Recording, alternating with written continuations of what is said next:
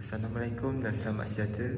Pada hari ini kami akan membentangkan tajuk berkenaan faktor-faktor yang menyebabkan berlakunya tekanan dalam kehidupan sebagai seorang pelajar universiti di Sabah. Kami terdiri pada 5 ahli kumpulan iaitu Aisyah binti Jamil, Siti Nuraida, Dayan Syariana, Darren bin Tabanis dan saya Muhammad Aziz bin Muhammad Fazilah. Terusnya pengenalan. Isu tekanan yang dihadapi dalam kalangan pelajar bukanlah sesuatu perkara yang baru, malah ia mencetuskan kebimbangan pelbagai pihak. Isu ini perlu dititikberatkan dan mengenal pasti faktor bagi mencegahnya. Mengapa isu ini penting ialah kerana kita dapat lihat kesihatan mental pelajar universiti yang terjejas pada masa kini. Selain itu, kes pelajar universiti yang mengalami kemurungan bertambah dan berterusan memilih jalan yang merosakkan diri akibat tekanan hidup mereka dan mempengaruhi gaya hidup yang tidak sihat. Kami mengkaji bagaimana boleh berlakunya tekanan dalam kehidupan sebagai pelajar universiti. Komuniti yang kami pilih untuk melakukan kajian ini adalah di dalam kalangan pelajar Universiti Malaysia Sabah. Assalamualaikum, saya Siti Nuraida binti Mukim, nomor matriks BP 21110201. Jadi kami mempunyai 4 objektif, yaitu yang pertama menghuraikan faktor-faktor yang menyebabkan berlakunya tekanan dalam kehidupan sebagai seorang pelajar di Universiti Malaysia Sabah UMS. Kedua, mengenal pasti simptom-simptom utama yang menyebabkan berlakunya tekanan pelajar dalam Universiti Malaysia Sabah. Seterusnya, objektif yang ketiga ialah untuk mengenal pasti langkah-langkah yang boleh diambil untuk mengurangkan tekanan dalam kehidupan sebagai seorang pelajar. Dan akhir sekali, yaitu yang keempat, adalah untuk menghuraikan kesan yang akan berlaku akibat daripada tekanan dalam kehidupan sebagai seorang pelajar. Assalamualaikum, nama saya Dayan Syariana binti Awang, nomor matrik BP 21110285. Sini saya akan menerangkan sedikit tentang stres. Stres adalah suatu kejadian yang mana akan dialami oleh seseorang individu. Selain itu juga, stres boleh disebabkan oleh beberapa gangguan ke atas pemikiran kita, perasaan ataupun aktiviti seharian. Melalui kajian Research 1998, stres bukan sahaja dialami oleh orang dewasa, tapi juga dialami oleh pelajar universiti. Hal ini kerana persekitaran yang baru sehingga menyebabkan peranan dan tugasan menjadi salah satu tanggungjawab besar bagi mereka. Melalui tinjauan beberapa kajian, saya telah mengkaji 2 kajian lepas tentang faktor tekanan yang dialami oleh pelajar universiti. Menurut kajian yang pertama, faktor akademik adalah salah satu punca utama pelajar universiti tertekan. Hal ini kerana disebabkan oleh kejutan budaya dan kehidupan di universiti adalah berbeza jika dibandingkan dengan kehidupan sekolah sebelum ini. Sebagai contoh, dalam universiti, pembelajaran dan pengajaran amatlah berbeza dan seseorang perlu mencapai tahap lulus minimum untuk bergraduasi. Kajian yang kedua adalah faktor tekanan yang dihadapi oleh pelajar universiti adalah faktor kewangan. Hal ini kerana perbelanjaan dan pendapatan sepanjang perjalanan kehidupan mereka di universiti amatlah membimbangkan. Ini disebabkan oleh peningkatan keperluan yang dialami semakin meningkat. Sebagai contoh, dari segi barang keperluan dan makanan. Selain itu juga, melalui kajian ini menyatakan ada yang terpaksa mengikat perut dan berjimat disebabkan oleh masalah kekurangan kewangan. Oleh itu dapat disimpulkan, masalah akademik dan masalah kewangan adalah punca tekanan pelajar universiti. Dan perkara ini mendorong pelajar sama ada bersemangat atau tidak bersemangat untuk menimba ilmu. Seterusnya akan membawa kepada penurunan prestasi dalam akademik. Terima kasih daripada saya. Seterusnya akan diterangkan oleh rakan saya, Darren. Oke, terima kasih kepada rekan saya. Nama saya Darren bin Tabanis, memegang nomor matriks BP 21160600 akan membentangkan bagian saya dalam kajian laporan ini, yaitu bagian kaidah penyelidikan. Pertama sekali ialah reka bentuk kajian. Oke. Reka bentuk kajian ini melibatkan pengumpulan dan analisis data deskriptif dan interpretif interpretif. Kaidah yang biasa digunakan dalam penyelidikan kualitatif termasuk temu bual, mendalam, pemerhatian terhadap responden, dan seterusnya menganalisis kandungan yang didapati. Ya, seterusnya sampel kajian. Sampel kajian ini dalam kajian yang telah kami lakukan adalah terdiri daripada golongan pelajar UMS, di mana seramai 3 orang responden telah kami temu bual, dan kami memberikan soalan sebanyak 8 soalan untuk mendapatkan data dan untuk kami analisis data tersebut. Manakala pemilihan sampel pula, kami telah membuat pemilihan sampel secara rawak dan menjalankan kajian ini dengan jayanya. Selain itu, ia juga dapat membantu kajian kami dalam memudahkanlah kajian kami untuk dijalankan. Akhir sekali adalah analisis data.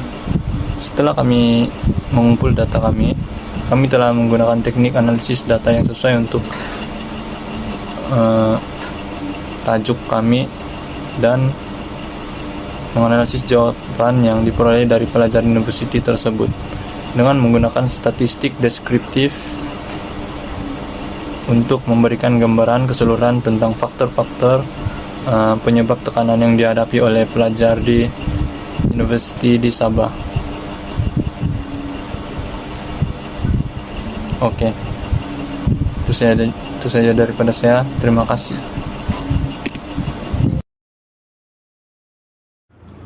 Assalamualaikum dan salam sejahtera kepada doktor dan rakan-rakan sekalian. Seterusnya, saya akan membentangkan hasil kajian mengikut objektif yang dibina berdasarkan jawapan daripada temu bual yang kami perolehi. Terdapat 4 objektif utama bagi kajian kami. Bagi objektif pertama, iaitu menguraikan faktor-faktor yang menyebabkan berlakunya tekanan dalam kehidupan sebagai seorang pelajar di UMS. Berdasarkan jawapan yang kami perolehi, terdapat 2 faktor utama yang menyebabkan berlakunya tekanan, iaitu kerja dan tanggungjawab serta tidak mampu menguruskan masa dengan baik. Bagi faktor yang pertama, kerja dan tanggungjawab, hal ini demikian kerana sebagai seorang pelajar, kita pastinya mempunyai tugas masing-masing. Dengan adanya tugasan yang diberikan oleh pensyarah, kita pastinya akan memberikan tumpuan sepenuhnya kepada apa yang ingin kita capai, walaupun terdapat beberapa perkara yang mesti kita korbankan. Sebagai contohnya, perkara yang paling utama yang akan kita korbankan adalah masa kita sendiri, masa bersama keluarga, masa bersama kawan-kawan, dan tidak lupa pentingnya masa untuk berehat dan untuk mencari hiburan. Dengan adanya jadual yang padat, seseorang pelajar itu pastinya merasa mereka mempunyai tanggungjawab yang besar, di mana mereka harus melakukan tugasan dalam masa tempoh tertentu. Faktor yang kedua ialah tidak mampu menguruskan masanya dengan baik. Seperti yang kita tahu, tabiat organisasi seperti ini adalah kurang baik.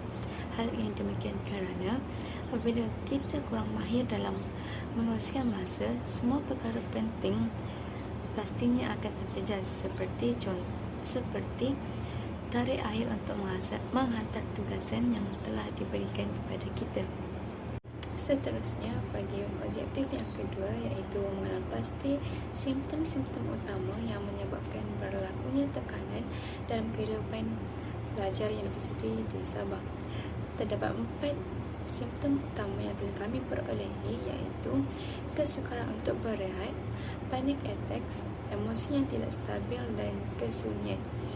Bagi simptom yang pertama, iaitu kesukaran untuk berehat, hal ini demikian kerana sekiranya kita menghadapi masalah untuk berehat, ini juga sering menjadi tanda bahawa badan kita akan menjadi tertekan secara kronik yang dipanggil hyperstimulasi. Walaupun ia adalah perkara biasa untuk mengalami kesukaran menyelesaikan badan selepas melakukan senaman fizikal jika badan kita enggan menyelesaikan selepas 20 minit maupun lebih, badan kita akan menjadi hyperstimulate.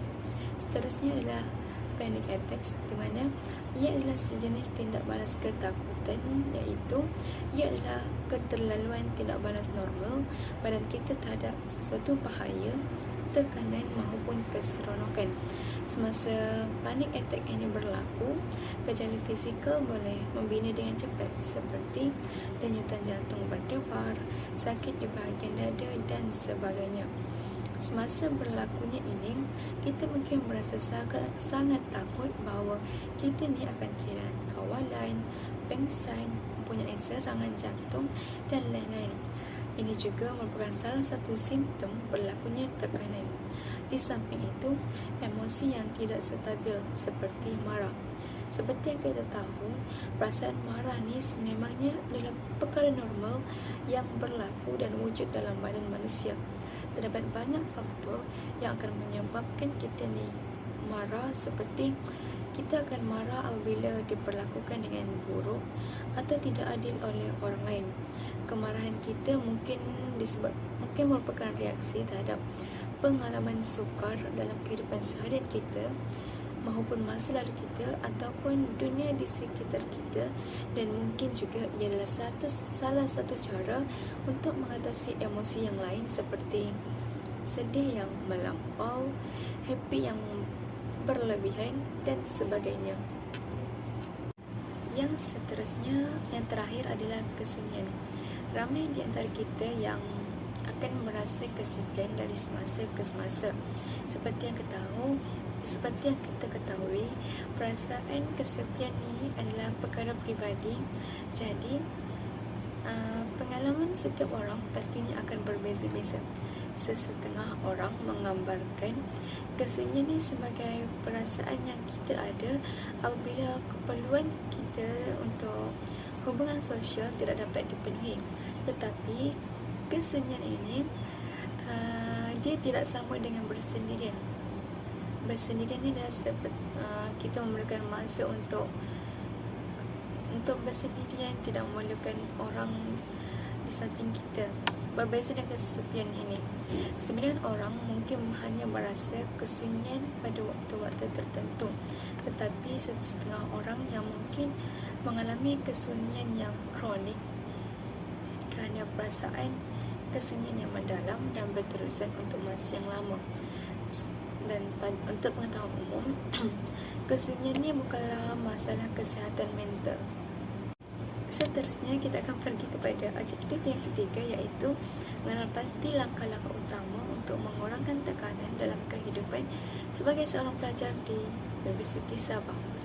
Terdapat 3 langkah utama yang kami perolehi. Antaranya ialah mendengarkan musik, meluahkan perasaan kepada orang yang dipercayai, kekal sihat dan banyakkan tidur. Langkah-langkah yang kami berikan ini bukanlah untuk menghilangkan stres itu secara berterusan, tetapi ini adalah salah satu cara untuk mengurangkan tekanan itu daripada banyak kepada sikit.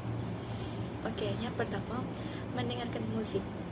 Hal ini bukan kerana jika kita merasa tertekan dengan situasi yang berlebihan, kita mestilah mencuba untuk berehat dan mendengarkan musik yang santai yang dapat menaikkan mood kita secara semula jadi. Seperti yang kita tahu, mendengarkan musik yang tenang sememangnya mempunyai kesan yang positif pada otak maupun badan. Ia juga dapat menurunkan tekanan darah, mengurangkan kortisol serta hormon yang berkaitan dengan tekanan. Yang kedua, meluahkan perasaan kepada orang yang dipercayai. Hal ini demikian kerana mereka mungkin mempunyai beberapa petua atau langkah yang belum kita fikirkan ataupun yang belum kita ketahui. Walaupun keadaan kita mungkin akan sedikit berbeza, tapi sekurang-kurangnya mereka mungkin akan tahu apa yang kita lalui kerana mereka mungkin pernah melihat atau mengalami sebelumnya.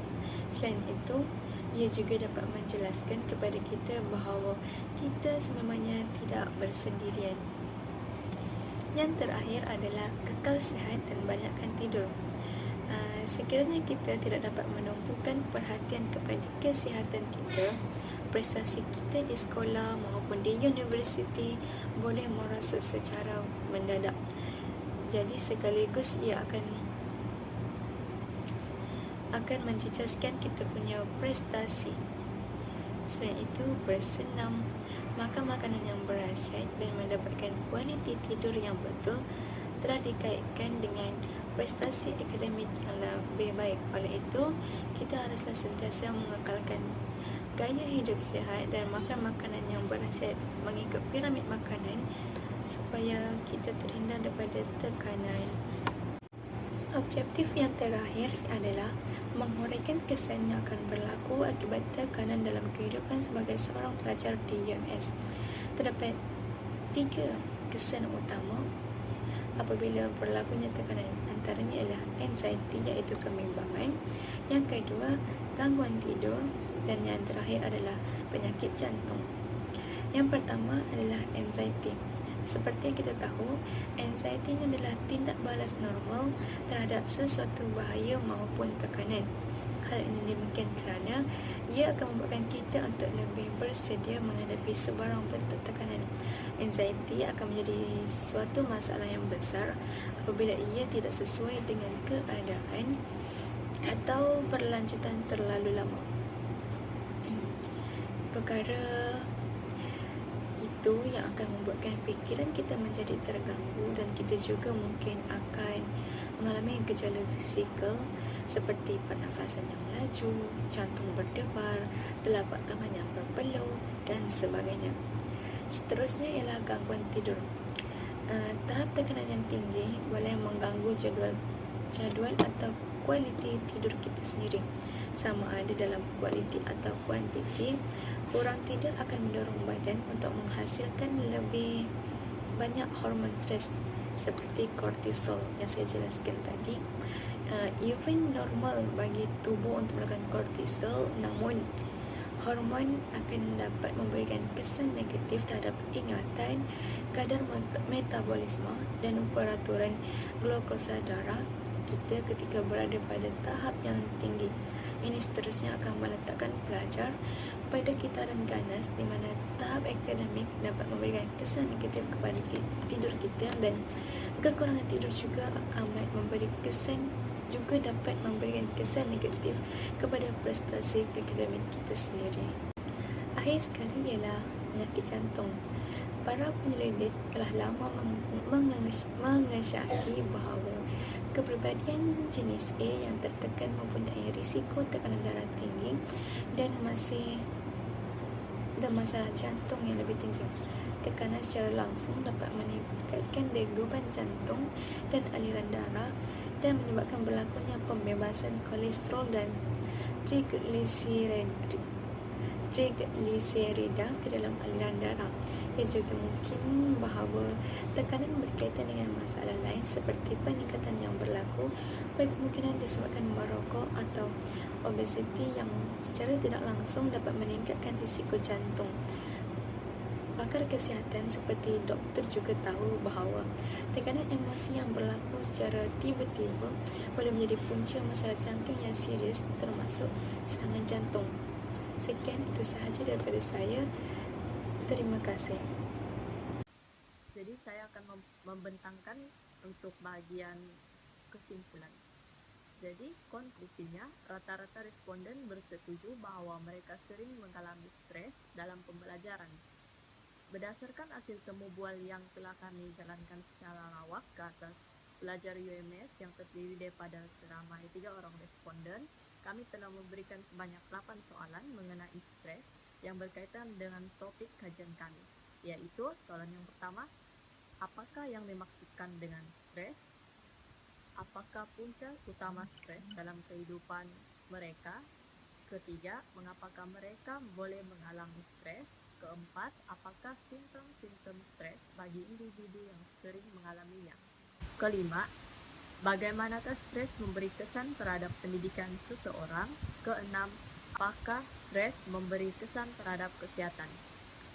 Ketujuh, bagaimanakah mereka boleh mengalami stres dan apakah perasaan mereka alami sepanjang mengalami stres tersebut?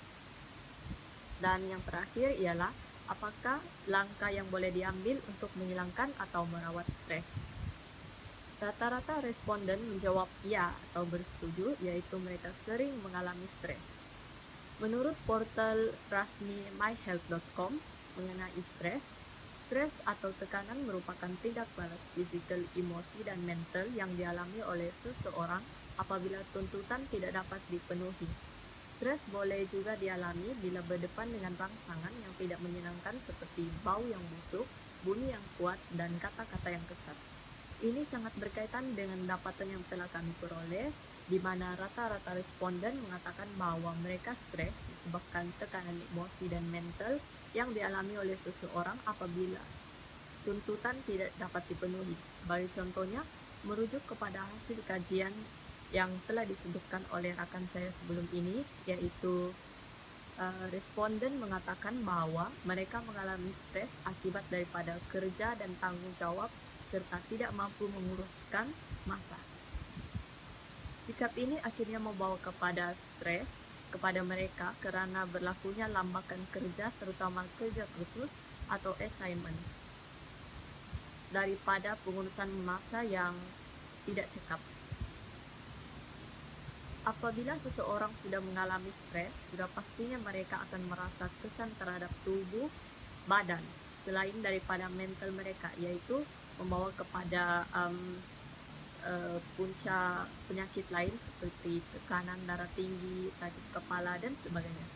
Hal ini kerana stres dan tekanan mempunyai hubungan reaksi. Menurut artikel Hello Doc, reaksi tubuh terhadap stres boleh mempengaruhi tekanan darah. Tubuh menghasilkan gelombang hormon ketika berada dalam situasi stres.